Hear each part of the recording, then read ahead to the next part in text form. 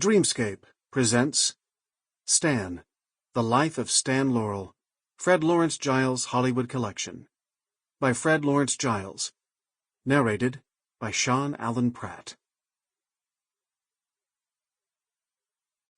The following dedication appears in the book. For Charles Lederer, 1910 to 1976, and for Carlos McMaster, whose idea this was. Introduction.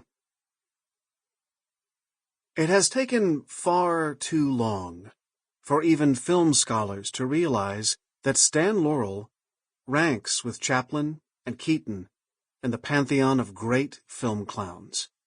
The scholars did not elevate him to that level. The public did. Oliver Hardy's rotund shadow has made it hard to see the true dimensions of Stan's genius and detail, and as a performer, Hardy belongs next to Stan. But Stan was more than a comic, more than an actor. He was a filmmaker in every sense, and this aspect of his career has only recently begun to find its way into film history. Stan chose small comedies as his métier. Although he could have moved into meaningful comedy as easily as Chaplin, he knew the Carno brand of pathos as well as he did. Like the great Charlie, he was a vaudeville and music hall clown who had brought his gags and routines to the screen.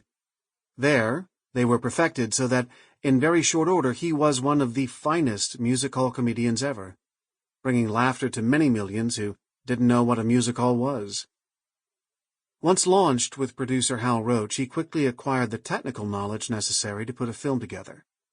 He understood direction, camera work, and editing, as well as story and gag construction. For a very long time, Stan Laurel was one of the few performers in Hollywood who told the director what he wanted, as well as the cameraman and the cutter, without getting a credit line on the screen for those contributions.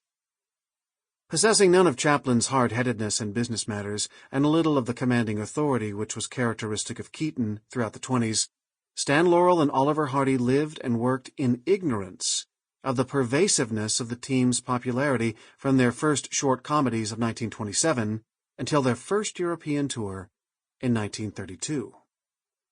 Stan knew only that producer Roach was doing exceptionally well booking their comedies, and that there seemed to be an insatiable demand for them. He did not know for 5 years that Laurel and Hardy had become as universally identified with the movies as Chaplin himself, and, from 1928 onwards, Mickey Mouse. But Stan did know that he, as well as Hardy, was a star. Sample complete. Ready to continue?